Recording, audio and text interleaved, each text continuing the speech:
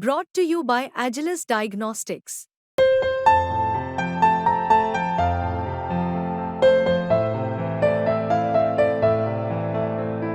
Agilus Diagnostics. और मैं ये नहीं कह रहा कि वो ब्रजभूषण ठीक थे या ये ठीक थी, मुझसे कोई लेना देना नहीं मुझे।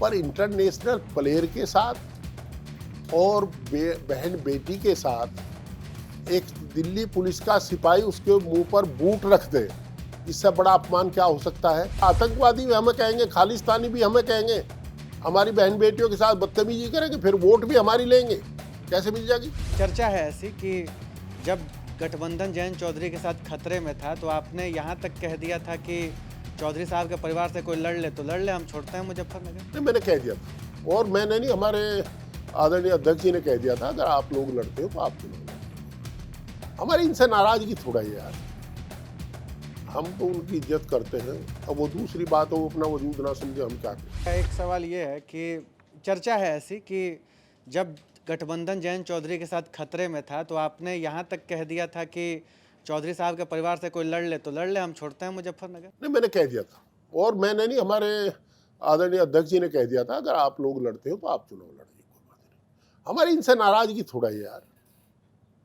हम तो उनकी इज्जत करते हैं। अब वो दूसरी बात है, वो अपना वजूद ना समझे, हम क्या करें। हम तो उनका सम्मान करते हैं। अच्छा, 2013 में एक प्रकरण हुआ मुजफ्फरनगर में, जिसके बाद उत्तर प्रदेश में का जो वो इलाका रहा भाजपा के साथ इस तरह से मजबूती से, खास करके जाट वोटर 90-90% भाजपा को देते रहे।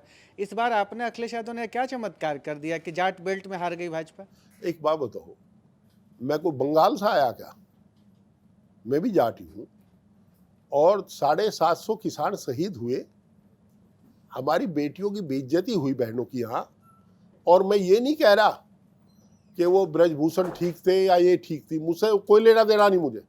पर इंटरनेशनल प्लेयर के साथ और बहन बेटी के साथ एक दिल्ली पुलिस का सिपाही उसके मुंह पर बूट रख दे, इससे बड़ा अपमान क्या हो सकता है। हमारे यहाँ तो बहन बेटी को देवी समझते हैं। अगर मेरे गांव की लड़की दूसरे गांव में कहीं ससुराल है उसकी, और हम जाते हैं तो उसको मिलने जाते हैं, उसे शगुन दिखाते हैं, ये परंपरा है। तो उसे भूल के किसान 750 लोग शहीद हुए। आतंकवादी भी हमें कहेंगे, खालिस्तानी भी हमें कहेंगे, हमारी बहन बेटियों के साथ बदतमीजी करेंगे, फिर वोट भी हमारी लेंगे, कैसे मिल जाएगी। अच्छा, आप इतने लंबे वर्षों से, भी रजत ने बताया आपके एक राजनीतिक यात्रा रही, 4-5 दशक की यात्रा है। आपने अभी 1-2 बार कहा कि भाजपा में तो जा नहीं सकता था, भाजपा में तो जा नहीं सकता था। इतने लोग मजे लिए भाजपा में जा के, वॉशिंग पाउडर, लोग विपक्ष के नेता कहता है कि भाजपा वॉशिंग मशीन है। आप क्यों नहीं गए? इस विपक्ष की राजनीति में आपको ज़्यादा मजा आता है। जब मेरा दामन मैला नहीं तो वॉशिंग मशीन में क्या करूँगा जाके, हाँ तो दामन पहले ही साफ है। नहीं तो वहां पर जाने पर तो और भी फायदे तो भाजपा नहीं, देखिए ऐसा है, मैं जब राजनीति में आया, हमारा परिवार किसान परिवार है। मेरे पिताजी हर 4 भाई थे, एक पहले चले गए, 3 थे, तीनों ने बैठा के मुझे ये कहा था, हमने उतार चढ़ा देखे, जमींदारा खात्मा में हमारी ज़मीन चली गई थी, हम जमींदार थे, फिर अपना किसान रह गए। उन्होंने कहा था, भाई पहले तो ये कहें तू राजनीति में ना आवे तो थोड़ा गाड़ी ना दुआइए परिवार को। वो भाषा में टीवी पे नहीं कह सकता, गाड़ी ना दुआइए। और मैंने प्रयास किया, मेरे काम से मेरे समर्थक को, मैं राजनीतिक परिवार अपने घर को ही नहीं दूसरों को मानता हूँ, कभी अपमानित ना होना पड़े, शर्मिंदा ना होना पड़े। अपने आप गलती मेरे से भी होती है, ऐसा कोई इंसान पैदा नहीं हुआ जिससे गलती ना हो, पर हम सुधार कर लेते हैं अगर कोई हमें कहता है गलती हुई है। अच्छा, एक अंतिम सवाल मेरा कि 2013 में मुजफ्फरनगर दंगे हुए, क्या आज आप मंच के इस कुर्सी पर बैठ के क्या ये आश्वस्त कर रहे हैं कि मुजफ्फरनगर उस दंश को पीछे छोड़ चुका है और आपसी भाईचारा फिर से वहाँ कायम हो चुका है? भाई साहब, मैं थोड़ा सा पीछे आपको ले जाना चाहूँगा। 2013 में दंगे हुए नहीं थे, कत्लेआम थे, और वो प्रायोजित थे। और उसमें वही था जो हरियाणा में हुआ था, कुरुक्षेत्र में झगड़ा हुआ था, तोड़फोड़ रोहतक में हुई थी, दंगे जानसठ क्षेत्र में हुए थे और खतौली विधानसभा क्षेत्र में, और जो कत्लेआम हुआ था वो श्यामली में हुआ था। चूँकि वहाँ भूपेंद्र हुड्डा जी लीडर थे रोहतक में, यहाँ पंकज मलिक MLA था श्यामली से, तो कत्लेआम श्यामली में किया गया था। एक सोची समझी साजिश थी जाट को आइसोलेट करने की, जाट लीडरशिप को खत्म करने की। परंतु मैं आपको बताऊं, आपको सुखद आश्चर्य होगा, 2013 के दंगों के बाद 2013 के दिसंबर में चौधरी चरण सिंह का जन्मदिन मैं हर साल मनाता हूं, पुण्यतिथि और जन्मदिन। 23 दिसंबर को मैंने जन्मदिन मनाने की घोषणा की तो डीएमएसपी ने मेरे से एक सवाल किया कि साहब बड़ी दिक्कत हो जाएगी, आप बड़ा तनाव है, सितंबर में दंगे हुए अब दिसंबर में आप जन्मदिन मना रहे।